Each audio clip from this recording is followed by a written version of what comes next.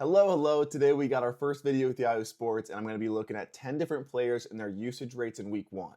Did it line up compared to what we expected or sometimes hoped for when we were drafting? So an example like is Emeka Egbuka in that Chris Godwin slot role? Is Breece Hall and Braylon Allen in that Lions, Jahmyr Gibbs, David Montgomery roles that we were told they were going to be in?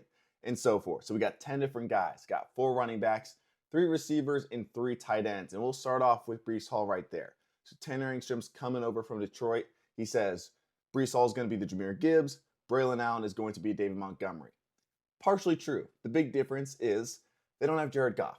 They've got Justin Fields. It's going to be a lot lower passing volume, and it's a way different offense in general. But in terms of their roles, most of that was true. Breece Hall had a very high touch percentage, though, which is a good sign for how much they kind of talked about Braylon Allen being used. Breece Hall had 72.4% of those RB touches. He had 23 fantasy opportunities, which is just targets and carries. That is behind only Christian McCaffrey, Saquon Barkley, and Chase Brown. Good names to be behind. Number 4, the problem with that is he did not get much receiving. And we go back to 2 years ago when he was the RB2 in points per game. 50% of Breece Hall's production was coming from receiving. That's not how it was the other day. 17 of those 23 opportunities were carries inside or outside of the 20s, not in the red zone, but from the 20s to the other 20. So middle of the field carry is not the most valuable, but it looked really good. CMC, for example, like that same stat, he had 21 of 32. So he had 11 targets and red zone carries, a lot more than Breece Hall. But there's still some really good signs. 58% of the snaps is okay. The one bad thing is 32% of the routes. He only had about 50% of the Jets running back routes in general, and they didn't throw too much at all. So they had 15 routes on about 25 dropbacks. So pass blocking or just no routes on 10 of those. And Breece Hall only had half of that amount. So it is more like a David Montgomery passing game role because of Justin Fields, mixed with Jahmyr Gibbs. But I use David Montgomery because he was used a decent amount in the passing game actually last year, but was targeted a lot when he actually did run routes. So Breece Hall, he only had 8 routes, and he had 4 targets on those 8 routes. So 50% target share on his routes that he actually ran. So when he's running routes, it's going to be for a purpose. It's going to be lots of screens. It can be productive. That volume is just probably going to be lower. The other worry there is the goal line attempts. If we count the 2-point conversion, which for this sake, looking at usage, I count it. It's a carry at the 2-yard line. Well, then he only had 1 out of the 4 goal line attempts. Justin Fields throughout his career has about 40% of the goal line attempts for his team. He had 50% yesterday. Breece Hall had 1, and Braylon Allen had 1. So that's another worry there is like when they are down there, it's not like he's going to be getting 2-3 goal line attempts per game, which he's never really had, but he's also had that receiving. So I think he's going to be a very good NFL back. Thanks to Justin Fields in that rushing game, that should help, and it'll go as the offense goes. I don't think he'll be incredible in fantasy this year because of some of these flaws, but I think he's going to be that high-end RB2 and a really efficient NFL back. Moving next to Minnesota, we got Jordan Mason and we got Aaron Jones. Aaron Jones, the running back touch percentage was lower than it was all of last season. Last year, the worst game out of his healthy games was over 50% still. Yesterday, it was at 40.7%. Got less than half of those carries by a good margin, actually. Jordan Mason nearly doubled him up. He had more routes, but the worry for Aaron Jones and the positive for Jordan Mason is that fourth quarter. It was crunch time, and it's when the Vikings were at their best too. It's when they came back. And we look at the RB touch percentage and those snaps, and they jump up for Jordan Mason in that fourth quarter. He played 46% of the snaps in those first 3 quarters. That fourth quarter, though, 67% of snaps. 29% of routes for Jordan Mason, but again, 4 of the 7 running back routes in the fourth quarter. So Jones only had 50% of those running back routes and less than that when it got to the fourth quarter. It worries me for an older veteran like Aaron Jones. It was great to see the long receiving touchdown, but you're not going to get that every single week. And I think in terms of trajectory, the longer the season goes on, I would have more faith in Jordan Mason getting more volume than Aaron Jones reversing course. Jacksonville, we didn't see Tank Bigsby until 3 minutes left in the third quarter, and the writing was on the wall. He was going to be traded. And they didn't really have anybody else that they used. In the first half, so you'll see the numbers on the screen, but in terms of the first half, 71% of running back touches for Etienne, 69% of the snaps, and 58% of the routes. So even better than what's actually on the screen for the entire game, because the first half they were up 20-3, and then they brought in a lot of the backups later on in the game and gave Etienne some rest. And I bring this up because, one, with Bigsby gone, that should stay the same. And two, even with Tuden coming in, say Tuden in the second half of the year, kind of like I expect him to, get more and more and more work. Well, last year, Rachaad White only had 38% of the running back touches, and he averaged 12.5 points per game. Now, 12.5 points per game is not what we want for Travis Etienne, but I also expect him to have more than 38% of those touches. I say Rachaad White because they're very similar players in the Liam Cohen offense now, with Liam Cohen coming from Tampa Bay to Jacksonville and to Etienne. He looked really good. This offensive line looked really good. He's going to get those routes. He's going to be used in the receiving game. He can be used as that explosive carry guy in an offense that badly needs it. It looks like they've unlocked him compared to last year where he struggled, and this is a guy that 2 years ago was an RB1 in fantasy. If he's getting this level of usage in an offense that throws the ball a ton to running backs and is great for fantasy running backs based on that 1 year sample size of 2024 in Tampa Bay, it's sky's the limit right now. When Tuden comes back, still really good. I would say he's an RB2 the rest of the way at minimum. Isaiah Pacheco, kind of the opposite of that. I'm worried. His one excuse last year was the injury, and it was a really good excuse. He was coming back from that leg injury, and it wasn't very good. And he kind of had single-digit performance after single-digit performance after single-digit performance, and now it's the same thing. Under 5 fantasy points in week 1, he only had 50% of the RB touches, and that equaled 5 carries and 3 targets. 50% of the touches, under 50% of the snaps, not even 50% of the route share. He wasn't the red zone guy either, so he doesn't have any role that he can really fall back on. He's like, oh, he's at least going to get the goal line work. At least he's going to get the receiving. It's kind of just none of it, and it's just a mix of him and Kareem Hunt.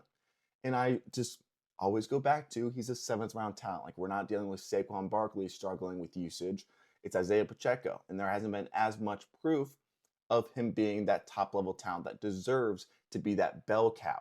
And we have another guy and another 7th round pick in Brashard Smyth that is a really good receiver, a former receiver in terms of the position. He can eat in there. He was already getting week 1 snaps as well. So the more that it gets into the season, I don't expect, even if he does, say, take over Hunt more, which probably would happen, I think Brashard Smyth will too and get some of that work. Overall, though, you just can't live on 5 carries and 3 targets. He looked fine, but the usage was just so bad, and he's had the entire offseason to heal up, get ready for this, kind of get back to his old self, and right now, we didn't see it, and there wasn't many good signs. For receivers, we got Keenan, Odunze, and Emeka Egbuka. We're going to go snaps, routes, targets per route, but also slot route percentage, because that is a key role for all 3 of these guys and a lot of their hopes. Odunze, is he going to have the Amon-Ra St. Brown role? Is that DJ Moore? Emeka Egbuka and Chris Godwin, and then obviously Keenan Allen, who we'll start with. You see the numbers on the screen. They were good. This is a guy that was the wide receiver 3 in points per game 2 years ago on this Chargers team, and he didn't fall off that much. He's very old, but he had 8 targets per game last year in a situation that was, 1, crowded, so 8 targets is really good, but also didn't have the greatest quarterback accuracy. Odunze and DJ Moore were the bottom 2 guys in Chicago in terms of catchable target rate, or in the NFL. Both was on Chicago, then Keenan Allen was that 3rd guy. So he's back with Justin Herbert, who, throwing the ball a ton now. Their pass rate over the expected on the week was the 2nd highest in the NFL compared to how often you'd expect the team to pass based on the down. 2nd highest pass rate. But we go over to McConkey. I'm not too worried about him. The volume was good for week 1, and it was high passing volume. But we look at the numbers even compared to Keenan Allen. He had a 93% routes rate, which is really good. 84% of snaps, 24% targets per route. That could be higher, but it's not bad at all. And then he was at 48% of those slot routes, which is a good sign for McConkey. You kind of want him at that 50-50, which is more of that CeeDee Lamb level. And then Keenan Allen, you want it to be a little bit higher. He is better in the slot. His target percentage was better in the slot, and he only had 37% of routes coming in that area, but it's still okay. With Justin Herbert there, the chemistry they already have, I don't think he will be reliable for the entire season, but I think he'll have streaks here and there of putting together 3 or 4 weeks, hopefully stays healthy, where he can be really productive for you in fantasy. Maybe a little more matchup dependent, because that's another thing we need to talk about. This matchup, Kansas City is a good passing defense, But for Keenan and Ladd out of the slot, it was actually a really good matchup. McDuffie's on the outside, the slot was a lot better, and that's where a lot of their production came from. So I like him, but McConkey, still fine. When we're looking at Odunze in Chicago, 93% of the routes, 93% of the snaps, only a 23% target per route, and 32% of the slots. So him and DJ Moore were pretty 50-50 in terms of their slot routes, which is a really good sign for Odunze. It's a healthy mix. He's not your slot receiver, but getting him that easy work in the slot helps a lot. His average at the target was really low yesterday, which for week 1, with Caleb Williams being pretty inaccurate, I think that's a good thing for now because 1, we know that it's eventually going to be more downfield. But for now, it shows me that they were trying to be very deliberate in getting Odunze the ball. Like we saw that he got the one screen on the game. He had a lot of those easy targets. He had that touchdown where it was just, 1 yard away. And he had a 44% target share when he was lining up in the slot. So when he was that guy, they were going after him and it lined up well. So getting that small amount of slot work, not even small, but a good amount, is important because he had nearly 50% target share when he was lined up there. So I liked his usage week 1, and he was on the field basically every single play. Another guy, it's the same thing. His first ever career game. There are some things that weren't great. 6 targets, only 17% targets per route. But he had 97% of the routes run, 93% of the snaps in total, 44% of those coming from the slot. So Sterling Shepard played a little bit more in the slot. It wasn't that full on, but close enough to where Godwin was at when he was that wide receiver 2 last year. He was getting the screens. He ran more routes than Mike Evans. He ran still a large amount in the slot there. Only 6 targets, and 4 of those 6 targets came out wide, which isn't as good. But for a first career game, there is way too much positive to worry about that small negative. Baker's going to get in the ball. He loves them, and he's on the field a ton. He's very talented. He's not going to come off the field. I like it a lot. It's a really good sign overall. In the 3 for tight end, very similar. We got Dalton Kincaid, David Njoku, and Fannin, and then Tucker Kraft. The question for me in the preseason for Dalton Kincaid that I brought up a lot in terms of stats was he was basically the overall tight end 1 last year when he was on the field. His volume per route and his production per route. Really good. And he's a first-round talent. So that was the question. It's like, can Dalton Kincaid finally just get on the field more and stay healthy, but also be used as in just playing more? Because at that point, then he can be a top 5 guy. And he went out week 1 and he had 15 fantasy points. And that was kind of the highlight. I'm hoping it gets better still. But right now, he only had 61% of the routes. So it was 31 routes because they had 51 dropbacks in this insanely good but high passing volume game. But only 53% of the snaps. And it's just like, come on. Dawson Knox is still out snapping him. And part of it is they're just not really using him as a tight end. He only lined up as a tight end 32% of his snaps. The other 70% was him being in the slot or out wide as more of just a plain receiver, which can be good if he played more. But because Shakir's in the slot and they got Davis Palmer and Keon Coleman out there, especially Coleman and Palmer in that week 1 game, it's not as much usage for him. So he finds himself on the bench a decent amount of the time because of Dawson Knox being that main tight end in a lot of those 1 tight end sets for the majority of it. So with his route rate, he's really good when he's on the field, but it's still not there fully yet. Good sign for them throwing the ball 51 times, 31 routes is still good, but it doesn't give me too much confidence to say that he's going to be that lock top 10, top 5, hopefully one day tight end. I still believe in the talent, and hopefully some of this changes, but for right now, the signs aren't perfect. Going to the Browns, sticking with routes there, David Njoku had the second most to Juwan Johnson in the week. He had 41, which is surprising because Harold Fannin Jr. had 9 targets and David Njoku had 6. But like Kincaid, Fannin Jr. didn't play too much as a normal, true tight end. A lot of his routes came either out wide or a decent amount in the slot. And the other thing is Cleveland runs a ton of 2 tight end sets.